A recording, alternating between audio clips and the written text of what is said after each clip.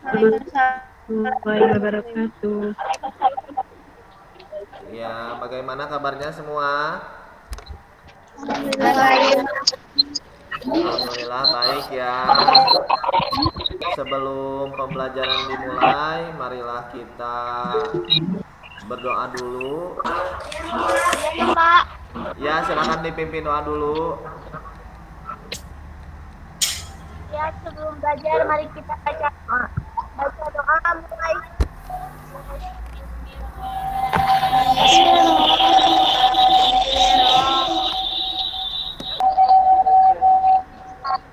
Assalamualaikum warahmatullahi wabarakatuh. Waalaikumsalam warahmatullahi wabarakatuh. Terima kasih pada Siti Rahma yang telah membimbing doa. Saya ingin absen dulu di sini. Neng Sherlina hadir. Neng Sherlina hadir. Hadir Bapak. Oke, terima kasih Herawati ada. Herawati. Hadir Bapak. Pak lihat belum ada Dinda ya. Dinda ini tidak hadir, memang tadi izin ke Bapak. Dia gak bisa hadir karena ada saudaranya yang sedang sakit, jadi dia harus nengokin dulu katanya. Ya sudah, Bapak izinkan. Lanjut saja, materi kita pertumbuhan ekonomi. Nah, pada hari ini kita akan mempelajari tentang pertumbuhan ekonomi. Namun, materi pertumbuhan ekonomi ini tentu akan ada keterkaitannya dengan materi sebelumnya ini, ya. Pertumbuhan ekonomi ini, nah, ada keterkaitannya yaitu dengan pendapatan nasional. Nah, apakah ada yang masih ingat ini pendapatan nasional ya, terutama dalam hal PNB dan PDB. Nah, ada yang masih ingat gak PNB itu apa? Ada Bapak. Ya, apa PNB itu? Adalah mengukur output oleh warga negara terlepas dari lokasi produksinya, apakah di dalam negeri atau di luar negeri. Oke ya, terima kasih Siti Rahma. Nah, untuk PNB juga ini bisa kita definisikan sebagai pendapatan WNI di dalam negeri ditambahkan dengan pendapatan WNI di luar negeri, itulah PNB. Oke, pelajaran kita kali ini, setelah kalian mempelajari materi pertumbuhan ekonomi, pada kegiatan pembelajaran ini kalian diharapkan dapat mendeskripsikan, menganalisis dan mengimplementasikan konsep pertumbuhan ekonomi dalam perekonomian Indonesia. Adapun materi yang akan kita pelajari, nah pada hari ini ya. Nah, ini yang pertama kita akan mempelajari tentang pengertian pertumbuhan ekonomi. Kemudian yang kedua kita akan mempelajari tentang teori pertumbuhan ekonomi. Bisa terbaca itu? Bisa Bapak. Oke, materi awal sekilas mengenai materi pertumbuhan ekonomi ini. Bapak jelaskan sedikit di sini. Pertumbuhan ekonomi adalah proses perubahan kondisi perekonomian suatu negara secara berkesinambungan menuju keadaan yang lebih baik selama periode tertentu.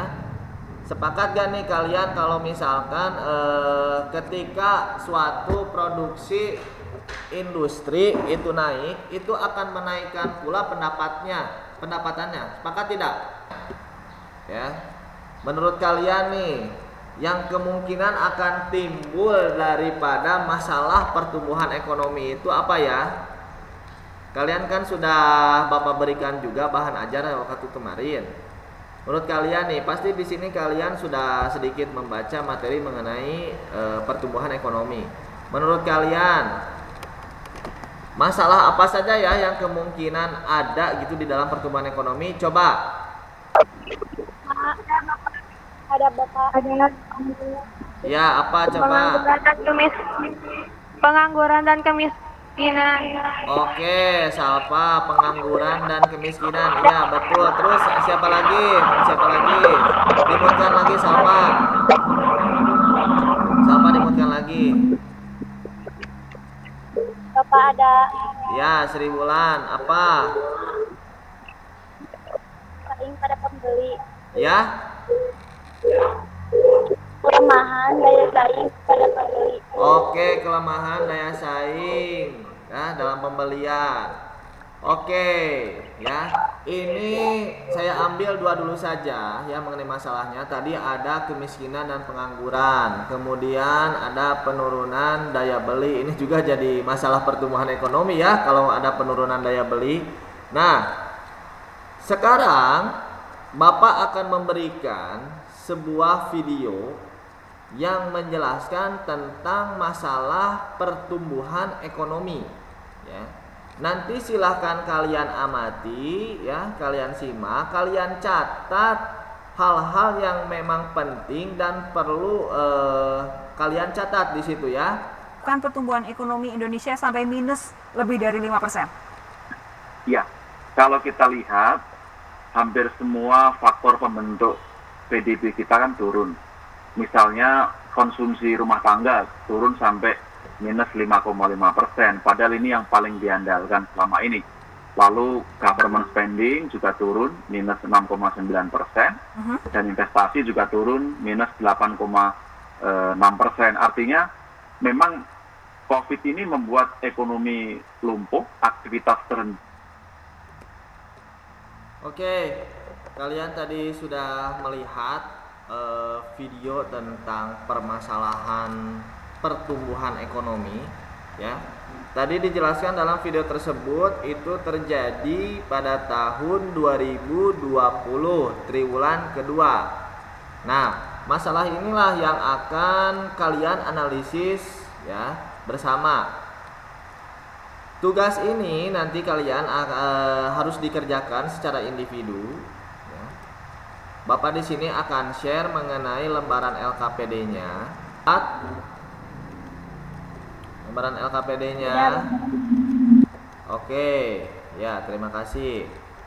Nah, ya semuanya ya, jelas ya. Jelas, Bapak. Oke. Ya, jangan ditutup lagi. Atau tidak, apa indikatornya sehingga bisa dikatakan demikian. Nah, kenapa nih? Tumbuh enggak kondisi ini? Ya. Kemudian yang keempat, apa kesimpulan dari masalah tersebut? Ya. Karena kita pindah pembahasan kita ke grup WA, silahkan di off cam-kan saja dan dimutkan. Ya, Bapak ini akan share lembaran LKPD beserta referensi-referensinya. Oke, siap.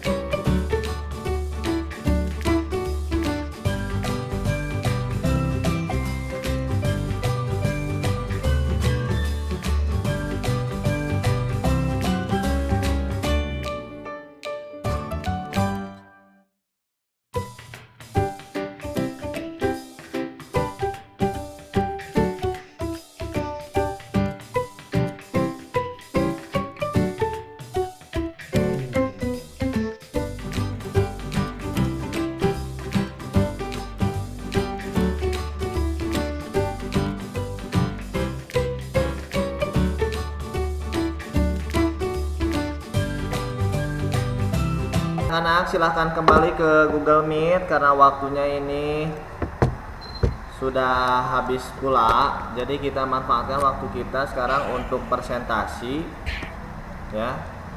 Nanti jawabannya silahkan dibacakan dulu saja ya. Bapak di sini sudah menerima beberapa jawaban yang sudah kalian selesaikan, meskipun di sini ada beberapa siswa yang belum selesai juga ya. Oke, nggak apa-apa. Oke, sambil nunggu Nisa, coba di sini yang nomor 2. Jika dikaitkan dengan teori ekonomi, termasuk ke dalam teori manakah pertumbuhan ekonomi kita saat ini? Jawabannya Bapak, Ya. menurut teori histori. 1. Menurut teori Frederick saat ini kita beda pada 1 masa berternak dan bertani. 2 Oke. masa bertani dan perizinan. 3 masa industri perdagangan. 2 konsumsi tinggi. Udah Bapak. Oke. Terima kasih Siti Rahma, jawabannya banyak sekali ya, itu langsung Turun minus 5,2. Sedang turun minus 5,32% dari hasil analisis saya bahwa Indonesia pada saat itu sedang dalam kondisi COVID-19, di mana pemerintah menerapkan kebijaksanaan PSBB yang melarang warganya untuk keluar rumah, sehingga terjadi penurunan yang sangat signifikan di berbagai sektor, khususnya sektor transportasi dan pengundangan yang paling banyak, yaitu sekitar minus 30,84%. Sudah Bapak. Oke, terima kasih. Memang yang nomor 4 ini ya, kesimpulannya kondisi perekonomian kita itu sedang mengalami penurunan ya, tidak tumbuh gitu. Minusnya itu sampai 5,32%. Nah, ini dikarenakan karena pada saat itu negara kita sedang mengalami COVID-19. Jadi betul-betul terjadi penurunan yang sangat signifikan gitu. Nah, kata apa yang membedakannya seperti tadi yang ditanyakan oleh Mawarni, yang membedakannya itu apa sih dari ketiga teori tersebut? Nah, ini kita bisa ketahui. Dari teori klasik ini dijelaskan oleh teori Adam Smith dan David Ricardo. Teori klasik ini dia menitik beratkan pada pertambahan penduduk. Ya. Jadi si pertumbuhan ekonomi ini dapat dikatakan tumbuh jika ada pertambahan penduduk, kata Adam Smith. Tapi kalau menurut David Ricardo, kalau pertumbuhan penduduknya itu justru lebih banyak, ya akan mengurangi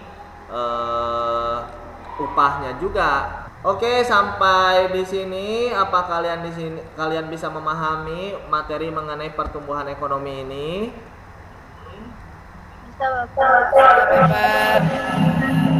Oke, bisa ya. Oke, apakah sampai dari sini ada pertanyaan dulu? Tidak ada Bapak. Alhamdulillah, hari ini telah selesai pembelajaran. Bapak ucapkan terima kasih. Kalian tetap harus jaga diri baik-baik ya. Akan jumpa lagi minggu depan dengan materi pembangunan ekonomi. Akhir kata, wabillahi taufik wal hidayah. Wassalamualaikum warahmatullahi wabarakatuh. Waalaikumsalam warahmatullahi wabarakatuh.